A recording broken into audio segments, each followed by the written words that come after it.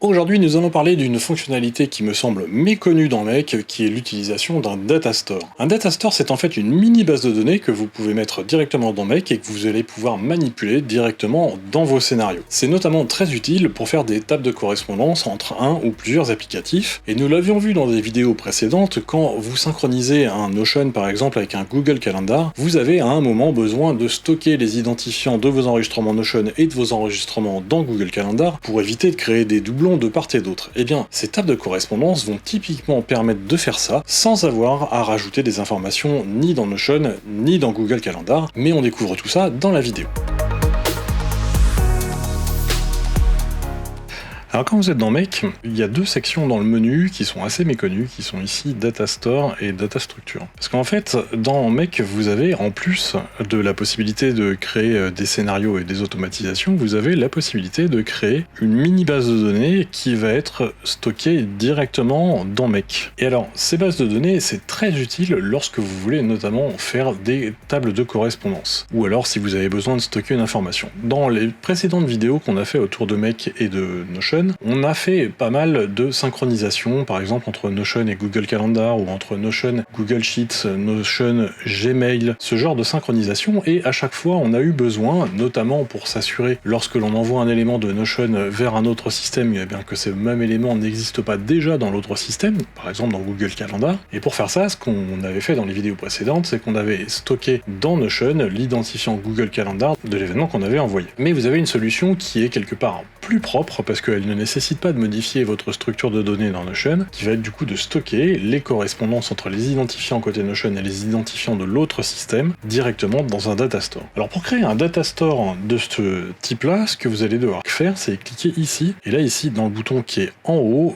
vous cliquez sur Add Datastore. Donc celui-là par exemple, on va l'appeler table de correspondance, et en dessous vous cliquez sur Create Data Structure. La data structure, ça va être les colonnes en fait de la base de données que vous créez à l'intérieur de Make. Donc je vais rajouter un nouvel item que je vais appeler Notion ID par exemple, qui sera de type texte, et je vais dire que c'est obligatoire. Je vais rajouter encore un autre item qui va être par exemple un Calendar ID, donc on serait dans le cas d'une synchronisation avec Google Calendar, qu'on va également mettre de type texte en requis, et on va ajouter un dernier item qui va être le nom de ma ligne, parce que ça va être plus facile pour moi pour m'y retrouver après, et qui ne sera pas requis. Et là je vais faire save, et je vais faire save ici aussi. Donc là vous voyez, il a créé une table de correspondance qui donc est une base de données dont je peux voir le contenu en cliquant sur le bouton browse ici, dans lequel je vais ensuite retrouver toutes les colonnes que l'on vient de créer, donc laquelle, le Notion ID, le Calendar ID, le nom. Et si vous allez dans le menu, dans Data Structure, je vais retrouver la data structure que je viens de créer, à savoir la colonne Notion ID, la colonne Calendar ID et la colonne nom. L'intérêt de séparer les deux, la data structure et la data store, c'est que vous allez du coup pouvoir créer plusieurs bases de données sur le même data structure, ce qui peut être utile,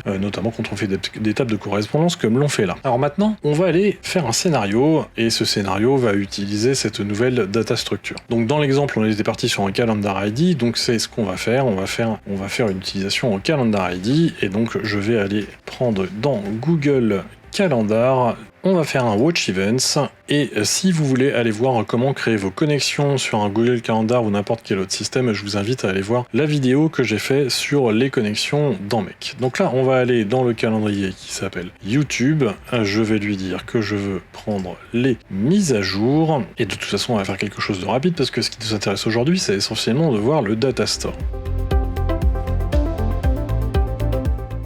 Donc pour faire nos tests, j'ai rajouté sur la droite ici l'affichage de mon calendrier YouTube dans Google Calendar, qui est celui que l'on va traiter ici. On va se faire un rendez-vous de test pour s'assurer que nos histoires fonctionnent. Je vais faire Run this module. Je vois que j'ai des données qui ont été rapatriées. Tout va bien. Donc maintenant, ce que je vais faire, c'est que je vais rajouter un module à la suite du premier module qui vient récupérer mes événements Google Calendar. Et là, ici, dans Add Another Module, vous allez choisir Data Store. Et ça, Data Store, c'est ce qui va vous permettre d'aller manipuler les données de la base de données qu'on a traitée juste avant. Donc maintenant, je vais faire Add Replace Record. Je vais choisir la base de données table de correspondance que l'on a pris tout à l'heure, et je vais lui indiquer un Calendar ID qui va être l'Event ID ici, qui vient de Google Calendar. Je vais mettre un nom qui va être le nom du rendez-vous sur lequel je suis en train de travailler, qui est ici, qui s'appelle Summary, et je vais faire OK. Et puis, on va créer un rendez-vous qui va s'appeler Test 2,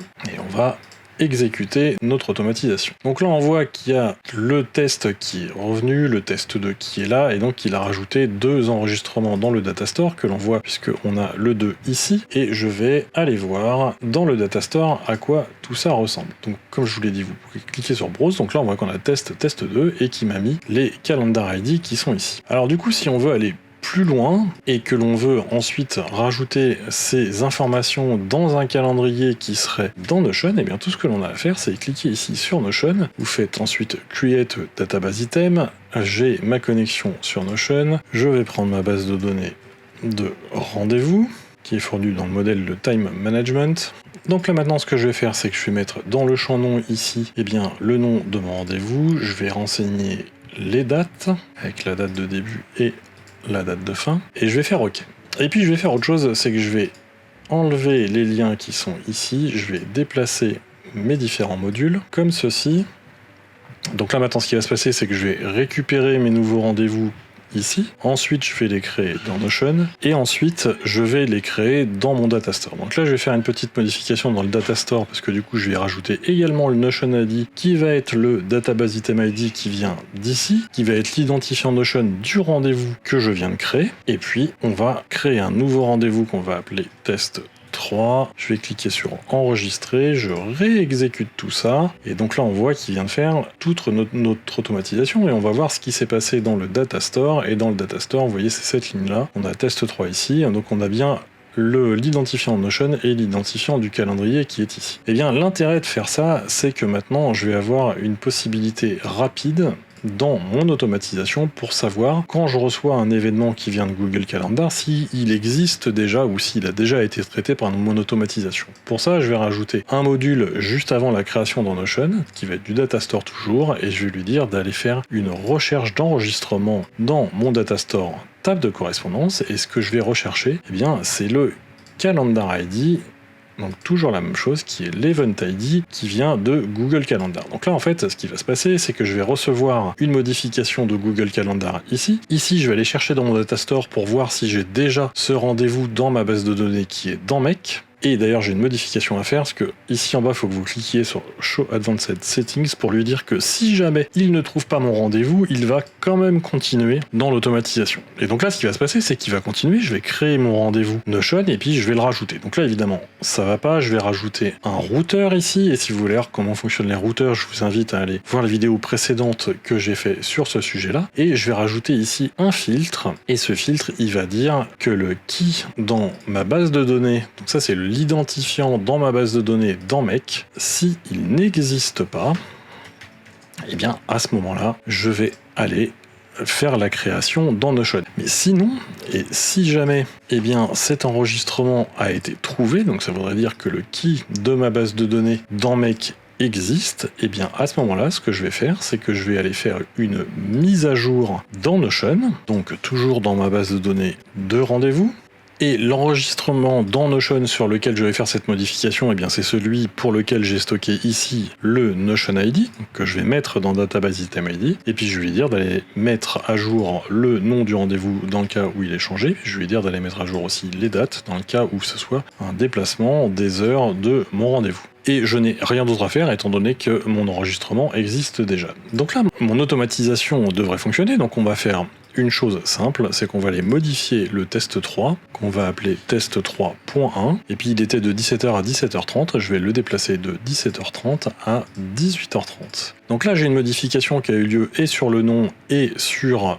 la durée et l'heure du rendez-vous, d'un rendez-vous qui était déjà stocké dans mon datastore Make, donc on va aller voir maintenant ce qu'il se passe sur cette modification. Donc là j'ai fait tourner mon automatisation, et donc on a reçu ici la modification de mon rendez-vous test 3.1 de 17h30 à 18h30. J'ai ma recherche dans mon datastore ici qui m'a effectivement renvoyé un output, et qui est bien mon rendez-vous qui s'appelait anciennement test 3 avec l'ID Notion qui se trouve ici, l'ID Google Calendar qui se trouve là. Mon routeur il est descendu puisque j'ai bien trouvé un enregistrement, et que l'on voit ici, hein, le quai existe, donc c'est passé. Et donc ici, j'ai fait une mise à jour dans mon enregistrement de Notion, qui est là, et on voit que la mise à jour a fonctionné parce que le nom de cet enregistrement désormais est 3 points, comme on le voit ici, et donc mon automatisation a fonctionné. années. Donc là, l'intérêt de ce qu'on vient de faire, c'est que désormais, on a fait une automatisation qui va nous permettre de synchroniser un Google Calendar avec un Notion, et on l'a fait en utilisant une table de correspondance qui est directement dans Make. Alors c'est plus propre que ce qu'on avait fait précédemment, notamment parce que ça évite d'avoir à stocker des informations dans Notion ou dans Google Calendar, c'est des informations qui seront stockées directement dans Make. On a pris un cas simple qui est une synchronisation, et bien sûr vous pourriez faire des choses nettement plus complexes et y stocker des informations autres dont vous auriez besoin directement à l'intérieur de Make.